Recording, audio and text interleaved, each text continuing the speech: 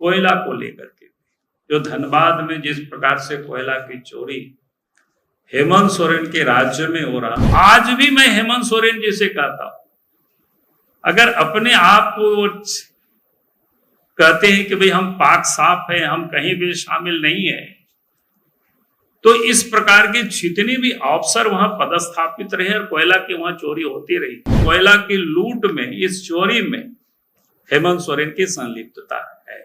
और जब मैं कहता हूं कि हेमंत सोरेन की संलिप्तता है चोरी में, तो उसको बड़ी चोट आता है। जवाब देना होगा हेमंत सोरेन जी को और 5 साल का हिसाब देना होगा। कितना आपने लूटा है उसको पाई पाई करके उसको वसूला जाएगा। कई कैसे तो कई मुद्दों पर हमने राज्य सरकार को पत्र लिखते रहा हो, लेकिन कुछ महत्वपूर्ण पत्र है और घटनाक्रम है, इसलिए उसका मैं उल्लेख करना चाहूंगा। एक तो आप सब लोगों के संज्ञान में है पत्थर चोरी का मामला। उस साहेबगंज में इलीगल तरीके से पत्थर का उत्खनन होते रहा, इलीगल ढुलाई भी होते रहा, इलीगल घाटों से भी ढुलाई होते रहा। समय छोड़ करके कुछ समय पर भी, अर्थात रात में जहां ट्रांसपोर्टिंग करना अलाउ नहीं था पानी की जहाज से, वहां रात में भी चलता था। और हमारे पास जो सूचना थी कि कभी भी वो दुर्घटनाग्रस्त हो सकता है, और इसको लेकर के मैंने राज्य सरकार को, राज्य के मुख्यमंत्री को पत्र लिखा, लेकिन राज्य के मुख्यमंत्री ने उस पत्र का संज्ञान तो लिया ही नहीं, लेकिन एक्नॉलेजमेंट तक हमें नहीं दिया। और पत्र लिखने के बाद 1-1.25 साल के बाद घटना यानी दुर्घटना हो गई।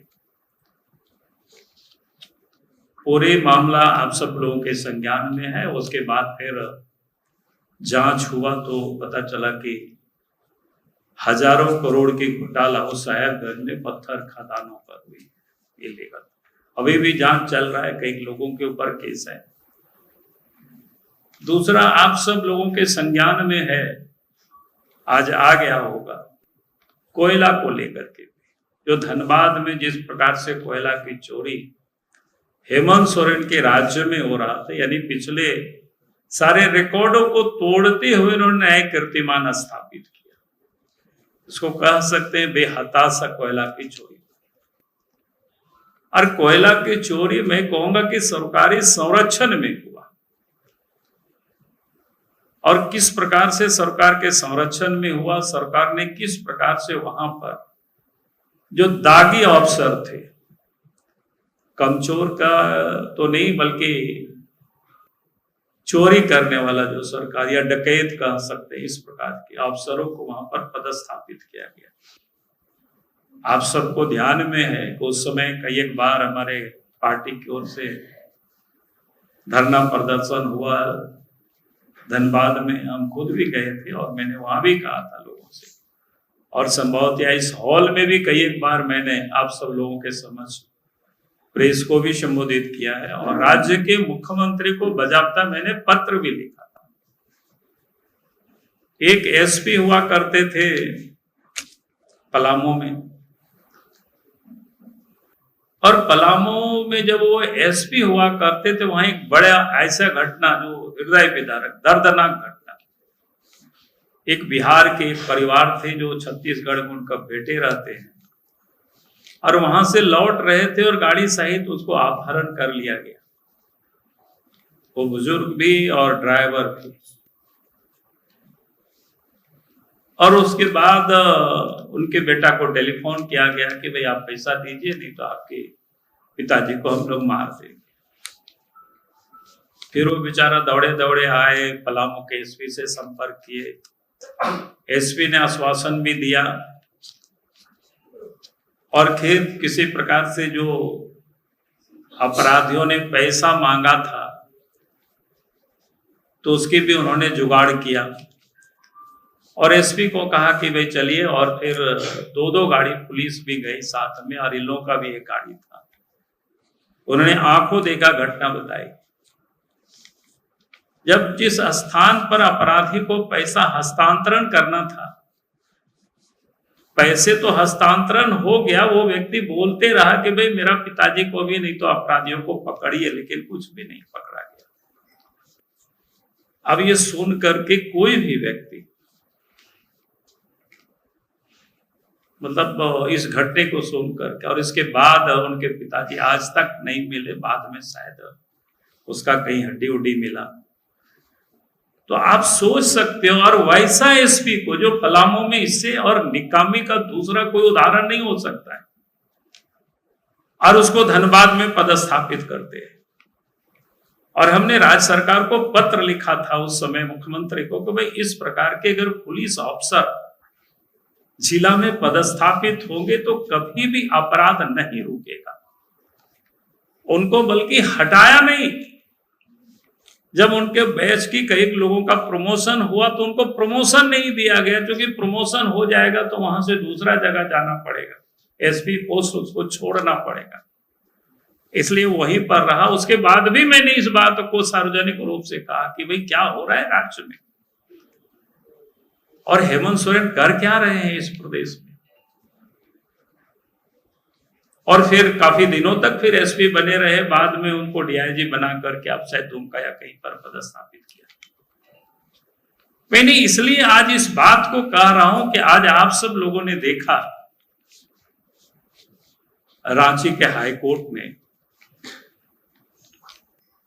उस पर एक केस था कि पूरे मामले की सीबीआई जांच होनी चाहिए, क्योंकि वहां कोयला की चोरी सरकार पदाधिकारियों के संरक्षण में हो रहा है।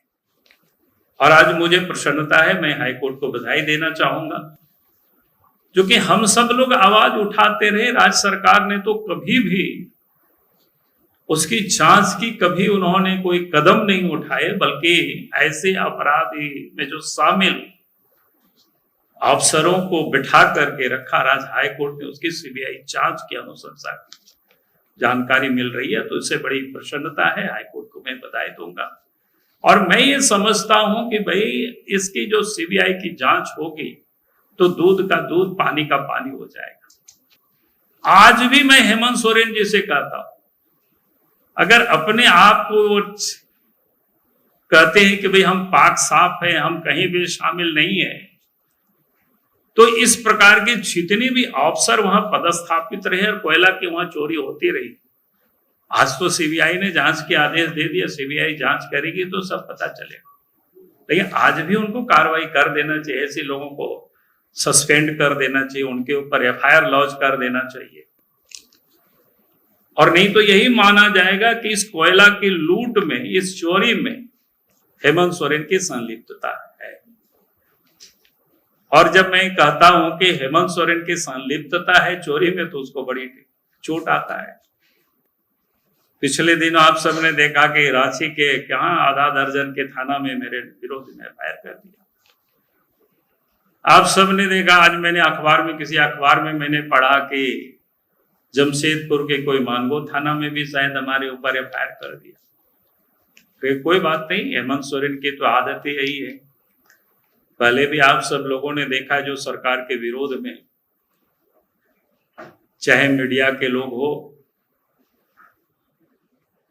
चाहे प्रिंट मीडिया हो, चाहे इलेक्ट्रॉनिक मीडिया हो, जो लोग सरकार के विरोध में लिखता है, सरकार के विरोध में दिखाता है, सरकार के विरोध में बोलता है, वैसे लोगों के ऊपर केस भी करते हैं, जेल में भी डालते हैं। ऐसे कई एक लोग हैं, मैं किसी का नाम नहीं ले रहा हूं, आप सब लोग समझदार लोग हैं, सब समझते हैं। तो सरकार किस प्रकार से पुलिस प्रशासन को टूल्स की तरह यूज करते हैं, उपयोग करते हैं,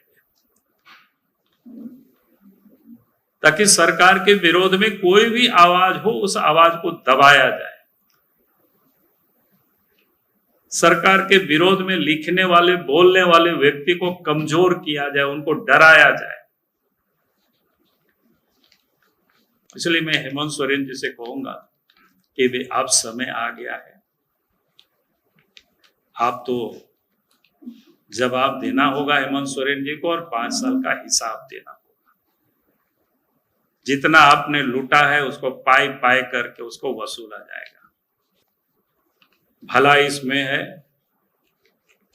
अब इस प्रकार की जितनी भी गड़बड़ी हुई है, जितने भी ये सारे पत्र को मैंने लिखा है, अगर आप उस पर जांच करेंगे तो मैं समझता हूं कि आज भी राज्य की जनता को लगेगा कि हाँ साहब वास्तव में ये ईमानदारी से काम कर रहे हैं। नहीं तो मैंने कहा ही है कि अभी तो जो पत्र मैंने लिखा था उसमें से ये 2 पत्र पर तो समझिए जांच होगा ही। मेरे पत्र के कारण जांच नहीं हो रही है, जांच और के कारण हो रही है, लेकिन हमने सरकार को पहले ही सचेत कर दिया था कि भाई ये गड़बड़ी हो रही है, आप इस गड़बड़ी से अपने आप को भी बचो और राज्य को भी बचाइए। लेकिन अगर आप राज्य को नहीं बचाएंगे तो अपने आप को भी उस आग में जल जाइएगा। आप